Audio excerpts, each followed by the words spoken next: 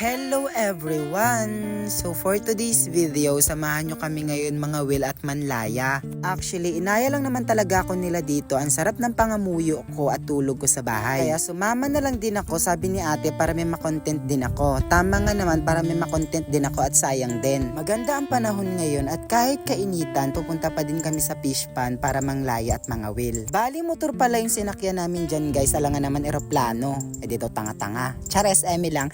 Bali, 2 motor yung gamit namin since 4 kami para tig 2 sakay sa isang motor. At kahit kainitan at medyo masakit sa balat, syempre papanindigan natin to. Bawal lang mainarte, Diyos ko. At sa panahon talaga ngayon ay di na mag-inarte. Kung paarte-arte ka, ilam lamang sa imong kinabuhi gani. At nang makarating na kami dito sa Malabneg kung saan lugar dito sa amin, at papasok pa pala sa looban yung aming pangangawilan na fish pan. At nang makarating na kami, sinalubong mo agad kami. Chares, hindi ikaw yan. Unggoy yan. At nung makapahinga kami ng konti, naglagay na din kami ng pamain sa aming kawil. At nagsimula na kaming mga Will.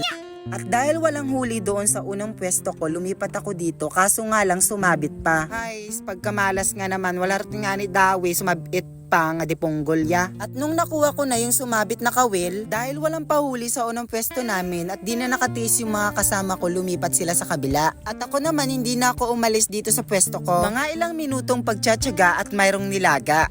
Chares, meron akong nahuling isda. After ko makahuli, puro pasiksik na lang at pakain ang mga nangyari. At maraming beses na ang muntik ng makahuli. Matagal ulit siya nagpakain at nagsiksik. Kaya ako dito upo muna habang ini-enjoy yung magandang view nasa harap ko.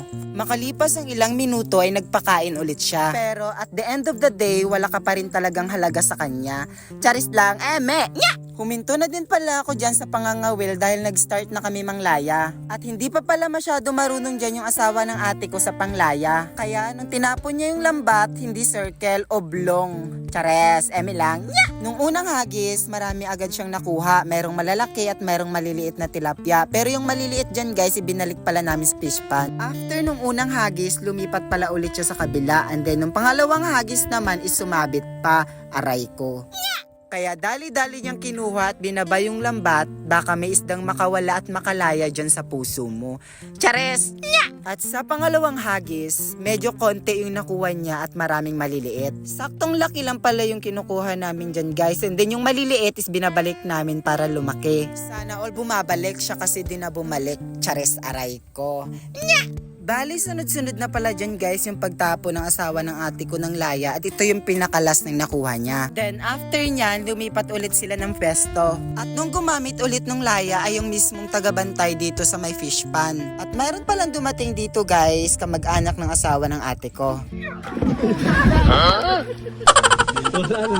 Talabahan, kapon. At dito lang pala guys, maraming tilapia at marami silang nakuha. Maganda yung klase ng tilapia at malalaki. Kaya kami naman napagdesisyonan na naming umuwi dahil pahapon na. At sa aming paglalakad pa uwi, kasabay ang paglubog ng araw, na tila'y kay gandang pagmasdan ng aming nakikita. At amazed na amazed ako sa view na to. At habang patuloy kami sa aming paglalakad, ay may nakita kaming flowing dyan. Ang linaw at ang lamig ng tubig at masarap din siyang inuman guys. At yun lamang for today's video. Thank you for watching guys. Bye! Mwah!